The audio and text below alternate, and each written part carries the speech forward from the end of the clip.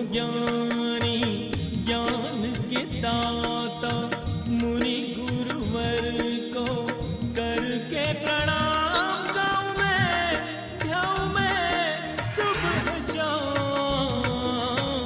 पुलक सागर एक नाम, पुलक सागर एक नाम।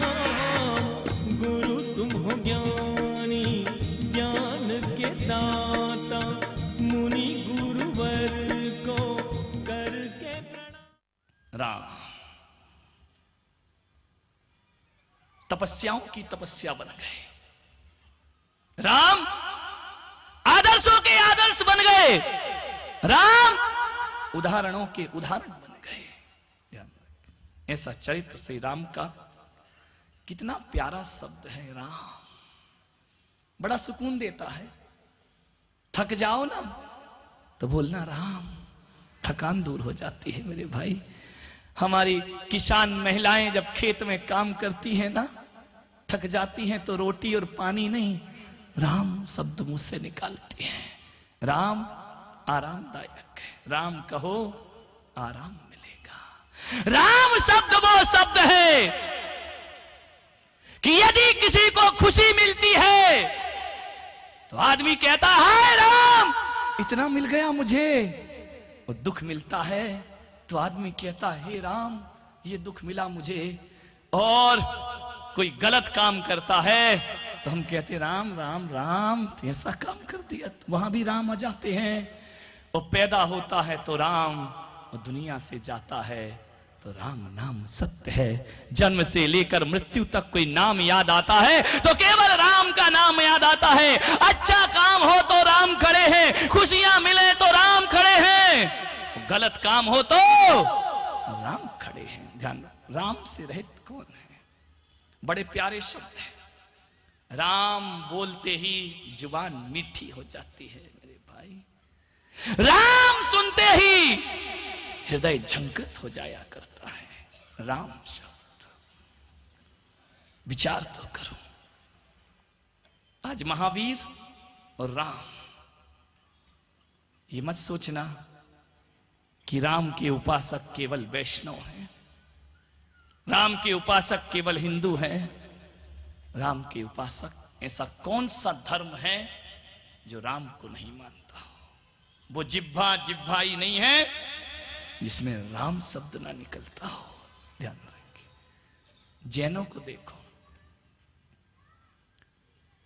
2 अक्षर का शब्द है राम। सोचना जरा, चिंतन करना। जब हिंदू राम बोलता है तो दशरथ पुत्र राम की याद आती है, और जब जैन राम बोलता है तो केवल दशरथ पुत्र के ही दर्शन नहीं करता है, उसमें 24 तीर्थंकरों के दर्शन कर लिया करता है।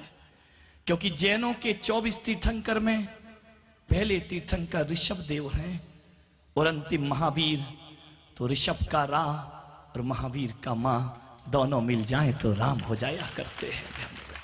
दोनों को मिला दो तो राम बन जाया करते हैं। ऋषभ देव का रा और महावीर का मां, और एक बार राम कह दिया तो 24 तीर्थंकरों की वंदना हो जाया करती है। विचार करिए, इस्लाम रहमो परवरदिगार, ध्यान रखना। इस्लाम में भी ध्यान रखिए, जब किसी का नाम आता है रहीम मोहम्मद, तो रहीम का पहला अक्षर क्या है और मोहम्मद का पहला अक्षर क्या है, दोनों मिल जाएं तो वहां भी राम खड़े दिखाई दिया करते हैं। राम से कोई बच नहीं सकता है दुनिया में, चाहे मानो या ना मानो। ऐसा कोई धर्म नहीं है जिसने अपनी जिह्वा से राम का उच्चारण न किया हो। ध्यान, राम कोई जाति नहीं, कोई मजहब नहीं, राम सारे भारत के भगवान हैं, और सारे भारत के नहीं पूरे ब्रह्मांड के कोई भगवान है तो श्री राम हुआ करते हैं। राम से बड़ा कौन है इस धरती पर। राम जैसा आदर्श, राम जैसा मंत्र, कितनी ताकत है राम में। ध्यान रखें, पारिवारिक वातावरण सुधारना है तो रामायण जरूर पढ़ो। मैं कहता हूं कि चाहे हिंदू हो, मुसलमान हो, जैन हो, सिख हो, ईसाई हो, कोई भी हो, किसी भी आराध्य को मानता हो, मैं एक निवेदन आज विनम्रता पूर्वक करता हूं कि तुम्हारे घर में कुछ हो या ना हो, कोई ग्रंथ हो या ना हो, लेकिन हर घर में एक रामायण का गुटका जरूर होना चाहिए। घर घर में रामायण होना चाहिए, क्योंकि रामायण कोई पंथवाद नहीं है। रामायण आदर्श और बलिदानों की एक कहानी है। रामायण रिश्तों की पवित्रता की एक कहानी है। राम का जीवन कोई जाति और मजहब नहीं है। राम एक मानवता की जीवंत मूर्ति है। हर घर, मैं कहता हूं कि जिस घर में रामायण होगी, जिस घर में राम की कथा होगी, मैं कहता हूं रामायण ले आओ, महाभारत मिटने में ज्यादा देर नहीं लगेगी। ध्यान रखना। और जहां रामायण नहीं है वहां महाभारत जरूर होगी। और महाभारत तो मुसलमान के घर में भी है, महाभारत हर किसी जाति के घर में है, अमीर के घर में, गरीब के घर में। क्या बात है कि महाभारत हर दिल में मची है। रामायण से दूर बैठे हो, रामायण आ जाए तो महाभारत को खत्म होने में फिर ज्यादा देर नहीं लगा करती है। एक बात स्मरण में रखना, महाभारत इस देश का आदर्श नहीं हो सकता, रामायण इस देश का आदर्श है। महाभारत क्या है? कुर्सी के लिए लड़ते रहे, भरी सभा में द्रौपदी का चीरहरण होता रहा, बड़े बड़े धर्म योद्धा बैठे देखते रहे। महात्मा भीष्म, पितामह भीष्म इस सिंहासन से बंधे रहे और लाज खींची जाती रही द्रौपदी की। मैं कहता हूं यदि महापितामह भीष्म सिंहासन की जगह यदि राष्ट्र से बंध जाते तो आज भीष्म श्री राम की तरह मंदिरों में पूजे जाते और जगह जगह उनके मंदिर बना। वो केवल सिंहासन से बंद करके रह गए, वो राजनीति से बंद करके रह गए। मैं भीष्म पितामह का अपमान नहीं कर रहा हूं, लेकिन एक बात जरूर कह रहा हूं, भीष्म पितामह महान थे, लेकिन हस्तिनापुर को छोड़ के पूरी राष्ट्र से बंध जाते तो ये महान नहीं, वे दुनिया के भगवान बनकर के जी रहे होते। ध्यान रखना, एक सिंहासन से बंध गए। ऐसा कैसा संकल्प कि एक असहाय द्रौपदी अबला का चीर खींचा जाता है। कहां गए धर्मराज युधिष्ठिर? क्या यही धर्म था? पत्नी को सामान की तरह हार गए जुए में। अरे भाई, ये पत्नी है, कोई गहने और अजीब और जड़ वस्तु नहीं है। ध्यान रखना, सोचना है, विचार करिए। श्री राम जैसा आदर्श दुनिया के इतिहास के करोड़ों पृष्ठ भी पलट लिए जाएं तो राम जैसा चरित्र कहीं दिखाई नहीं दिया करता है। कहीं विचार किया आपने? सांस सांस ले रहे हो कि नहीं? ऐसा सुई पटक सन्नाटा। लोग कहते हैं दो महिलाएं जहां बैठी रहें चुप नहीं रहती। ये मेरी किस्मत है कि इतनी सारी चुप बैठी। नहीं तो ये कहां चुप बैठने वाली है। कोई पुण्य किया होगा मैंने किसी जन्म में। ध्यान रखिए। राम आज इस हिंदुस्तान में घर घर टीवी किसी ने पहुंचाई है। ध्यान रखना, ना फैशन शो ने पहुंचाई, ना क्रिकेट के बल्ले ने पहुंचाई। ध्यान रखना, ना कार्टून फिल्म ने पहुंचाई। इस देश में यदि घर घर टीवी पहुंची है तो रामानंद सागर की रामायण की दम पर घर घर टीवी पहुंची है। मुझे याद है वो दिन जब रामायण आती थी टीवी पर।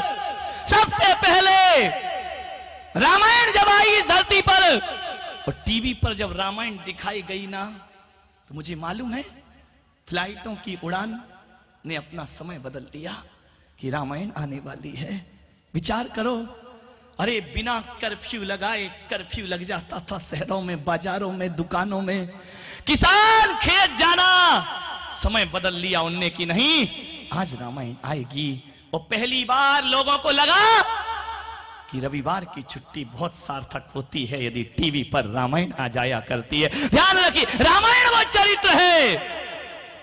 टाइम बदल लिए, प्रवचनकारों ने प्रवचन का समय बदल लिया, क्योंकि संडे को, और मुझे तो मालूम है मेरे गुरुजी जब राजस्थान पहुंचे तो रविवार को उन्हें अपने प्रवचन में पंडाल में टीवी लगवाना पड़ती थी, और लोग कहते थे कि रामायण पहले देखेंगे और प्रवचन बाद में सुनेंगे। विचार करिए, सोचो, इस देश के पूरी चलती भागती दुनिया को यदि ने किसी ने आधे घंटे स्थिर कर दिया तो केवल श्री राम का चरित्र था, जिसने भागती दुनिया पर रोक लगा दी, आकांक्षाओं पर रोक लगा दी।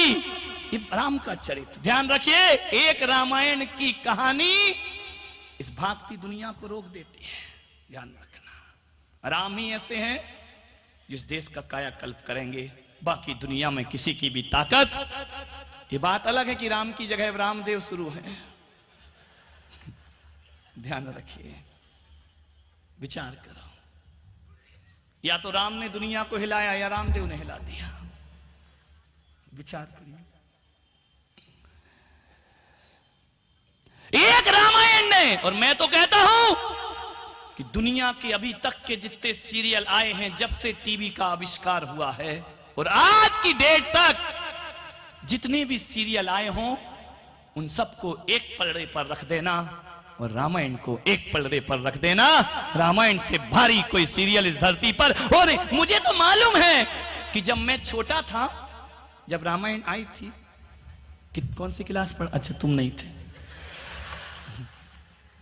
8th 9th पढ़ता हूं मैं, और मुझे मालूम है कि मेरे उस छोटे से गांव में टीवी नहीं थी। पहले उस समय जब राम जी आए थे ना, तो ब्लैक एंड व्हाइट टीवी थी। राम जी ने ऐसा चमत्कार किया कि घर घर कलर्ड हो गए। ध्यान रखना, रंगीन बना दिया पूरी दुनिया को। ब्लैक एंड व्हाइट टीवी काय की थी वो? टेक्सला, शटर वाली। कलर नहीं था तो नीली स्क्रीन लगा देते थे, उसी में मजे लेते थे आराम से। ब्लैक एंड कलर टीवी कहां थी उस समय? जब वो रामायण आई, सारी दुनिया रामायण देखती। अरे हिंदुओं की बात छोड़ो मेरे भाई, मैंने सबसे पहले रामायण देखी थी मोहम्मद हनीफ, एक मुसलमान जिसके घर में उस मोहल्ले में पहली टीवी थी, और मुसलमान भी अपने काम को छोड़कर रामायण बैठ करके देखा करता था। कौन कहता है कि हम राष्ट्र को एक कर देंगे? राष्ट्र को एक करने की ताकत यदि है तो श्री राम में है, और किसी में ताकत नहीं होती है। लेकिन कुछ राजनीतिज्ञों ने, कुछ तथाकथित लोगों ने राम के नाम पर पूरे देश को बांट दिया, 2 टुकड़े कर दिए। लेकिन राम का नाम इस देश का विखंडन नहीं, आज नहीं तो कल, कल नहीं तो परसों। सारी दुनिया जिस दिन राम के चरित्र को जानेगी, तो ध्यान रखना, ये मंदिर मस्जिदों के विवाद मिटने में फिर ज्यादा देर नहीं लगेगी। देश को राजनीति ने बांट दिया है। राम के जीवन की 3 चीजें मुझे बहुत अच्छी लगी, और आज मुझे बस 3 चीजों पर बोलना है, चौथी की चर्चा नहीं करना है, क्योंकि फिर इतनी देर तुम पचा नहीं पाओगे। केवल 3 चीजें। पहली चीज मुझे राम की बहुत प्रभावित करी, वो है राम का नाम। ध्यान रखना। दूसरी चीज राम का स्वभाव, और तीसरी चीज राम का चरित्र। 3 चीजें। राम का नाम बहुत बलशाली है। यदि कोई गरीब भीलनी 20 साल फूल बिछाती है, लोग कहते हैं कि राम को वनवास हुआ। अरे राम को वनवास नहीं हुआ, इस सबरी की भक्ति ने राम को अयोध्या से निकालकर अपनी कुटिया में भुला लिया था। ध्यान रखिए, 20 साल कोई सबरी फूल बिछाती है, तो मेरे राम का नाम ऐसा नाम है कि 20 साल जो राम राम राम राम राम करती है, और 20 साल तक कोई राम का नाम रटता है, तो महलों को छोड़कर राम भीलनी के जूठे बेर खाने उसकी झोपड़ी में। चल, इतनी ताकत है राम के नाम में कि 20 साल जपा, राम स्वयं पहुंच गए वहां। राम के नाम में वो ताकत कि किसी पत्थर की धड़कनें राम राम करती हैं, और राम चरण मिल जाए तो अहिल्या बनकर के खड़ी हो जाया करती है। ये राम का नाम है। राम नाम बड़ा महान है। तुम्हें मालूम नहीं, जब सीता जी का हरण हो गया, पुल बनाना है समुद्र में, राम जी बड़े चिंतित हो गए कि भाई नदी में पुल बनाना हो, नहर में पुल बनाना हो, नाले में पुल बनाना हो तो बन जाए, इस समुद्र में पुल कैसे बनेगा? इतना बड़ा समुद्र। तो जब तक समुद्र में पुल बनेगा तब तक तो सीता अपने प्राण त्याग देगी। उस समय ये वाले आर्किटेक्ट तो होते नहीं थे कि पहले कागज में बनाए, उसमें बनाए। बोले कैसे बनेगा? हनुमान जी पहुंचे, प्रभु राम चिंता हरण चिंता कर रहे हो। अरे बोले हनुमान, चिंता इस बात की है कि लंका कैसे पहुंचा जाएगा, वहां पहुंचने का तो कोई रास्ता ही नहीं है। लगता है राम जी को तैरना नहीं आता था। अरे राम को तैरने की बात करते हो, उन्हें तैरना ही नहीं जगत को तारना भी आता था और तिराना भी आता था। राम जी ने कहा हनुमान मैं तो चला जाऊंगा, ये बानर टोली एक आध डूब डाब गई आफत हो जाएगी, वो इतना बड़ा समुद्र कैसे पार करेंगे? हनुमान ने कहा चिंता मत करो नाथ, अब भी हो जाओगे पार। हनुमान देखो हास्य विनोद का समय नहीं है। अरे बोले प्रभु हाथ रख दो सिर पर। अरे क्या हाथ रखने से क्या होगा? अरे प्रभु पुल बना दे। अरे क्या बात करते हो तुम भी पुल बनाने की हनुमान, ये हंसी खेल है, बच्चों का खेल है। पुल बना दोगे और समुद्र पे पुल बना दोगे? बोले बस प्रभु चिंता मत करो, एक बार आशीर्वाद दो, आप सारी जगत की चिंता हरो और खुद चिंता करो। राम ने कहा चलो हनुमान नहीं मानते तो बनाओ, आज्ञा है आज्ञा है। कौन बनाएगा लेकिन ये पुल? बोले अपनी सेना में 2 कुशल आर्किटेक्ट हैं। बोले कौन? बोले नल और नील, अभी अभी इंजीनियरिंग करके आए हैं। बोले अच्छा इंजीनियर हो, तुम्हारे देवता वो ही हैं, पहले उन्हें प्रणाम किया करो। बोले अभी बन जाएगा ये पुल। कैसे बनेगा? बोले आदेश करो। आज्ञा दी, नल नील आए पूरी सेना लेकर, आपको मालूम है बड़ी बड़ी चट्टानें उठाई, श्री राम लिखा और पानी पर राम नाम आधार जिन्हें वो जन मुक्ति पाते हैं, वो जिस पर कृपा राम करें वो पत्थर भी तिर जाते हैं। ध्यान रखिए राम राम लिखा। जरा एक बार मुंह से राम बोलना, बोलिए जय श्री राम। हाथों को उठा के बोलो रे भाई, धनुष उठाया था उनने, बोल सकते हो। राम बोला, क्या महसूस हुआ? दिगंबर जैन समाज के प्रख्यात कवि हृदय संत वात्सल्य मूर्ति प्रखर वक्ता मुनि श्री पुलक सागर जी महाराज की लेखनी द्वारा अलौकिक साहित्यों की रचना हुई है। मुनि श्री द्वारा रचित ग्रंथों को पढ़ने से आपका जीवन निश्चित ही नए आयामों को प्राप्त करेगा। साथ ही मुनि श्री के विचारों को जानने के लिए मासिक पत्रिका पुलक वाणी के सदस्य बन जीवन में नई ऊर्जा का संचार करें। मुनि श्री के साहित्य एवं पुलक वाणी को प्राप्त करने के लिए संपर्क करें। केंद्रीय कार्यालय वात्सल्य भवन, P75, गली number 5, Bihari colony extension, Shahdara, Delhi 110032।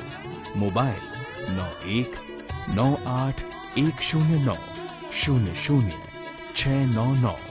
Email pulakvani@gmail.com।